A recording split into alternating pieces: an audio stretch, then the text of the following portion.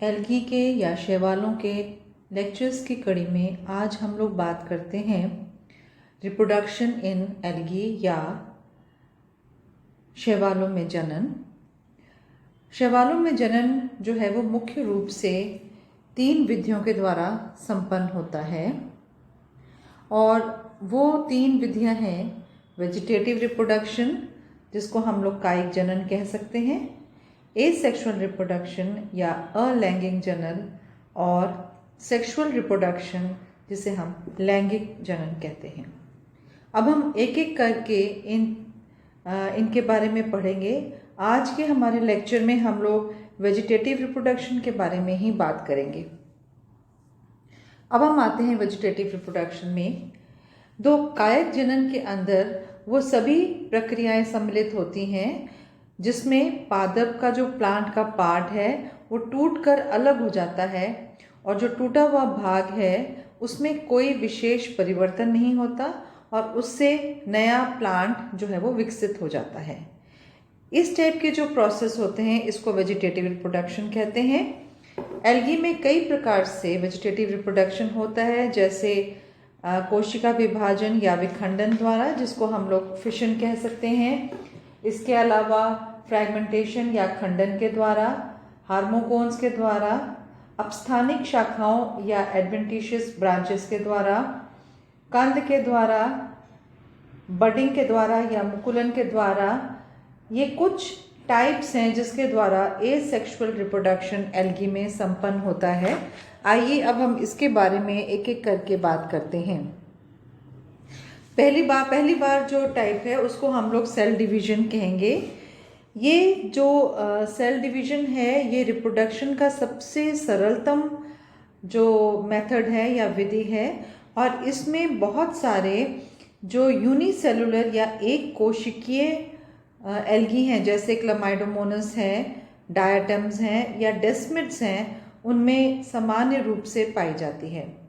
इस मेथड में जो यूनिसेलुलर एल्गी या एक कोशिकीय शैवाल जो होता है उसमें समसूत्री विभाजन होता है और इस समसूत्री विभाजन के द्वारा इसमें 2 डॉटर सेल्स या 2 संतति कोशिकाएं बनती हैं।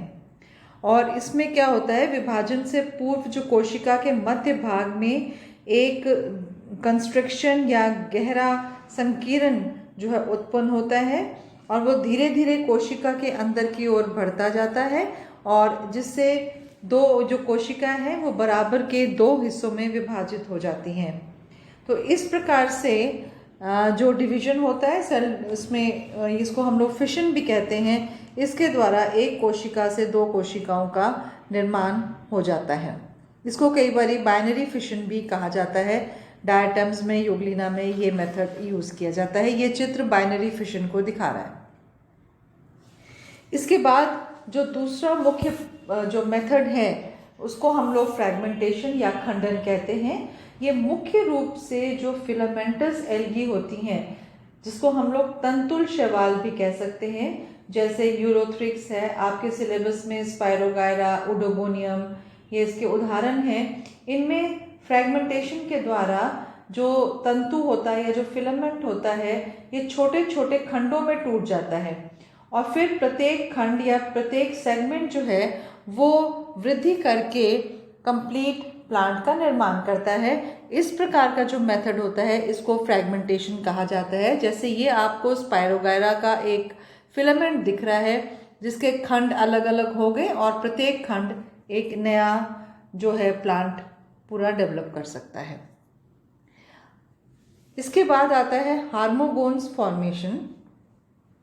ये हार्मोगोन्स मुख्य रूप से ब्लू ग्रीन या नील हरित शैवालों के जो फिलामेंटस टाइप्स होते हैं इसमें हार्मोगोन्स का निर्माण होता है। जिस समय स्थिति प्रतिकूल होती है उस समय जो शैवाल के जो फिलामेंट है ये छोटे छोटे टुकड़ों में टूट जाता है। इन टुकड़ों को हार्मोगोन्स कहा जाता है।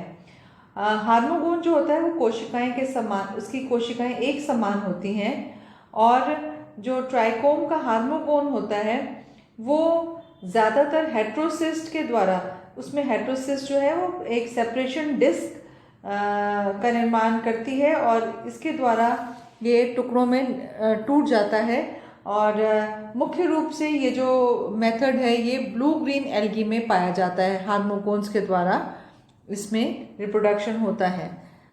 जैसे अब आप ये डायग्राम देख लीजिए, ये बीच में आपको हेट्रोसिस दिख रहा है और ये यहाँ पर एक खंडक जो है वहाँ पे विभाजित हो जाएंगे।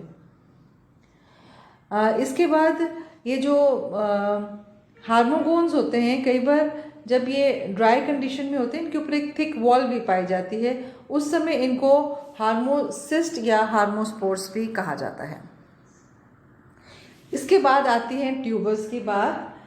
ये जो ट्यूबर्स होते हैं ये मुख्य रूप से इनको हम लोग कह सकते हैं, जैसे कारा में इसका एग्जाम्पल बहुत अच्छा मिलता है। इनको कंद भी कह सकते हैं। कंद के द्वारा जब कायिक प्रजनन होता है उसको हम लोग बायोट्यूबर्स कह सकते हैं। जैसे जो कैरा है इसमें इसके जो मूलाभास हैं या इसकी जो बीच में जो पर्व संधियां हैं वहाँ पर स्टार्च व अन्य जो भोजन का पदार्थ है वो एक्यूमुलेट हो जाता है और एक्यूमुलेट होकर ये एक कंद या ट्यूबर के समान की संरचना बन जाती है। और ये जनक पौधे से फिर जब अलग हो जाती हैं और अलग होकर ये नए पौधे का निर्माण कर सकती हैं। इस प्रकार के प्रोसेस को ट्यूबर कहते हैं। जैसे मैंने अभी आपको बताया कारा में पाया जाता है। इसी तरह की जो स्ट्रक्चर है ये एक और एल्गी है क्लैडोफोरा, उसके अंदर भी ट्यूबर्स का निर्माण होता है। अब आते हैं हम एक और प्रकार के एसेक्सुअल रिप्रोडक्शन में, जिसको हम लोग कहते हैं अपस्थानिक शाखाओं के द्वारा या by formation of adventitious branches. शैवालों में कुछ जो ऐसे होते हैं मेंबर्स होते हैं उसमें अपस्थानिक शाखाओं का निर्माण होता है और ये जो शाखाएं होती हैं वो पेरेंट या जनक थैलस से अलग होकर नए प्लांट को विकसित करती हैं। जैसे ये डिक्टियोटा में, फ्यूकस में इस प्रकार का कंडीशन देखने को मिलता है। इसी प्रकार से जो क्लैडोफोरा है इसके भी जो भूस्तारी या स्टोलन है उसमें अपस्थानिक ब्रांचेस का निर्माण होता है। तो एडवेंटिशियस थैलाई के बाद अब हम लोग बात करते हैं बुलबिल्स की। ये जो बुलबिल्स होती हैं ये भी एक बड के तरह का स्ट्रक्चर होता है।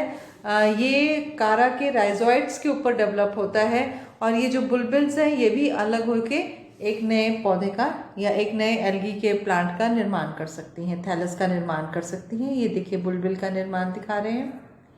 इसके बाद हम आते हैं एकाइनीड्स में। एकाइनीड जो होता है ये भी एक प्रकार का ये रिप्रोडक्शन है। ये ब्लू ग्रीन एल्गी में भी पाया जाता है और ये कुछ ग्रीन एल्गी के मेंबर्स में भी पाया जाता है। एकाइनीड्स में जो क्या होता है, इसमें जो वेजिटेटिव सेल्स हैं वो विपरीत परिस्थितियों में उनके बाहर एक मोटी भित्ति का निर्माण हो जाता है ताकि वह जो है वो अनफेवरेबल कंडीशन जो है जो इसकी फेवरेबल नहीं है, मतलब इसके अनुकूल परिस्थितियाँ नहीं, उसमें वो सरवाइव कर सकता है। और कई बार ये जो है एक चेन में भी कई सारे एकाइनाइड्स जो है वो बने हुए हमें दिखाई देते हैं। जैसे ये देखिए ये भी एक ब्लू ग्रीनल का एग्जाम्पल है और इसमें आप देखिए ये थिक वॉल जो सेल्स का निर्माण हो रहा है इसको एकाइनीड कहा जाता है। इधर देख लीजिए ये भी एक डायग्राम है, इसमें जो थिक वॉल्ड आपको सेल्स दिख रहे हैं इनको हम लोग एकाइनीड्स कहेंगे। और जो एकाइनीड होती है वे अलग होके उसके बाद एक नए प्लांट का निर्माण कर सकते हैं। अब हम एडवेंटिशियस ब्रांचेस के बारे में हम लोग ऑलरेडी एक बार बात कर चुके हैं। एडवेंटिशियस ब्रांचेस भी मुख्य जो प्लांट है उससे अलग होकर और नए प्लांट का निर्माण करते हैं। जैसे डिक्टियोटा में, फ्यूकस में ये मेथड पाया जाता है। तो आज के इस जो लेक्चर में इतना ही। तो आज हमने स्टडी किया है मुख्य रूप से रिप्रोडक्शन में, और रिप्रोडक्शन में आज हमने बात की है वेजिटेटिव रिप्रोडक्शन की या कायिक प्रजनन की। उसमें हमने देखा है कि ये रिप्रोडक्शन सेल डिवीजन के द्वारा हो सकता है जिसमें बाइनरी फिशन हम कहते हैं, फ्रैगमेंटेशन या खंडन के द्वारा हो सकता है, फिर हार्मोगोन के फॉर्मेशन के द्वारा हो सकता है, ट्यूबर्स या जिसको हम कहते हैं कंद के द्वारा, जैसे कारा में पाया जाता है।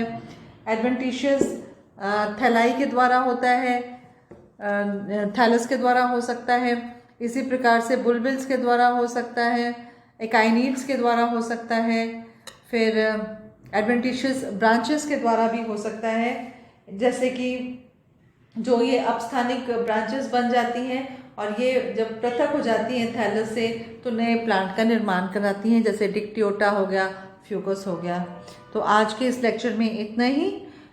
कल हम लोग जो लेक्चर में आपके सामने जो आपके लिए पेश करूंगी उसमें हम लोग अलैंगिक जनन की बात करेंगे, जिसमें अलग अलग प्रकार के स्पोर्स का निर्माण होता है, जैसे जूस्पोर्स, प्लानोस्पोर्स, हिप्नोस्पोर्स, टेट्रास्पोर्स, ऑटोस्पोर्स एट्सेट्रा।